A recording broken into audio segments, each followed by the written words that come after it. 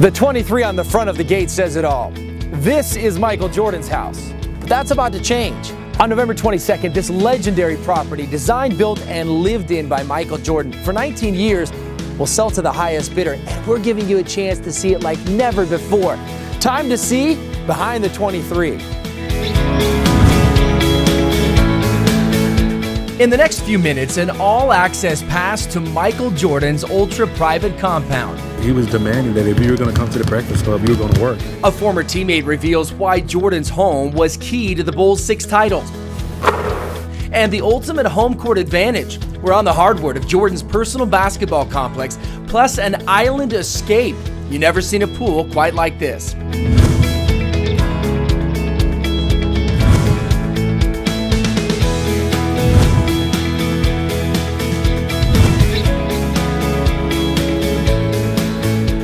With a home this big, where do you start? Let's go one-on-one with Michael's listing agent, Catherine Malkin, and get the flow of the home. It sort of lays out so that you have living space here, office space over there, dining and kitchen. We had to stop in the dining room and show you a table that simply puts this room on the map. The table was actually made for him, and it's called the Baghdad table, so it is actually set up like the city of Baghdad, like a map grid. And all of the furnishings stay with the home. They all stay. And every room perfectly captures the light, whether it's the floor-to-ceiling formal living room, the great room, a relaxing private corner, or the eye to the sky above the kitchen table. The kitchen, which was redone more recently, is really set up so that a chef can cook here, a family can cook here. Wonderful refrigerator, freezer, wine storage space, but also every appliance you could possibly want is here. Off the kitchen, step down into the great room lined with aquariums and this oversized sectional. As you'll see, this is one of several hangouts around the home that Michael designed for family and friends. When Jordan first built this home and moved in 1994, this was an indoor swimming pool. Now look at this space, 110-inch screen, great lounging area. You've got the bar over here, and then the walls on both sides of this room completely disappear with ease. It's the ultimate in indoor-outdoor living. In fact, this sprawling patio can be accessed from 6 different areas of the home. At the center of it all, paradise, a one-of-a-kind infinity edge pool. Smack in the middle, your personal island oasis. From a design perspective, this entire section of the home plays off the views and access of the pool and patio, including the 3-bedroom guest wing. The guest house has its own entrance, but it's also connected to the house. I was worried that maybe somebody would come and stay and never leave. It's so nice. And the guest house leads you to the most talked about spot in the home. There's definitely a different feeling when you come into this part of the house. I mean, can you imagine who probably sat around in these chairs? Why? Look over my shoulder. That's Michael Jordan's private, regulation-sized, NBA quality basketball court. Now this is what I'm talking about. I mean, listen to that sound.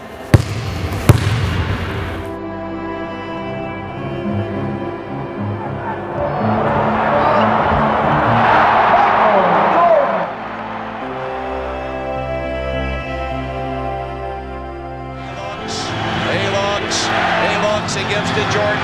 Jordan to the circle, puts the shot in the air. Good! The game's over, and the Bulls have won. Jordan beat him at the buzzer with a jump shot in the circle, and Chicago. And that shot, you know what I'm talking about. Game 6, Utah Jazz over Brian Russell. I'm thinking there's a pretty good chance Jordan had already rehearsed for that exact moment right here. But title-clinching shots come with a price. And nobody would think that the greatest player to ever play the game will put in that much work before he gets on the court. It was amazing to watch. It was amazing to witness. Randy Brown is talking about the Breakfast Club. The current assistant general manager of the Chicago Bulls won 3 titles with Jordan and was part of a group of players who would regularly train at Jordan's home. It really started off with Michael, he and Tim Grover, and they kind of spilled over to Scotty, Ron Harper, and then myself. They would hit Michael's weight room down on the lower level of the house in the mornings before practicing with the rest of the team. They were intense. But where did the name Breakfast Club really come from? The chef was there. You know, it was easy for, us to go work out and then have breakfast with his chef. But things have changed since the days of the Breakfast Club. The home has seen an extensive renovation, including much of the lower level. We did the wine cellar area that's behind it, but this used to be the exercise room. Now it became a card room, cigar room, just sort of a boys' room. And you would expect if this is a cigar room and there's the humidor right over here that you would smell smoke or something that hints this is a cigar room. Nothing. So there's a system that takes out all of the air that's not pure. It just smells good. Every part of the house, all filtered out. We told you there were some amazing hangout spots in the house, and we're not done yet. Let's go upstairs to a place that very few have seen. When Jordan wasn't winning championships with the Bulls, he was relaxing around his property. This was one of his favorite spots. This is actually the upstairs library, a room that he built when they remodeled the home in 2009. You've got your drop-down screen, and take a look at this space over here. In the adjacent room, there's the pool table, and the doors to this wing, not just any doors, but these are the doors that welcome guests to the original Playboy Mansion in Chicago up until 1974. Wow. You really can't do better than this. That's the great thing about the whole property, is that when you're outside, you're in an area that's completely away and on its own. And you're close to Chicago, so you'll have all of the things that you would want to do maybe in a big city. So we've shown you the 56,000 square foot home. Amazing. But this is a 7+ acre property. Michael brought in over 150 trees to line the property, creating ultra seclusion, ultra privacy. Then you have a pond fully stocked, a tennis court. It almost feels like you're on your own private golf course.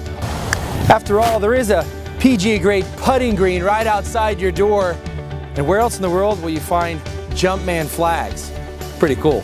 The home, the 7+ acres, the legendary history, indeed an all-star lineup.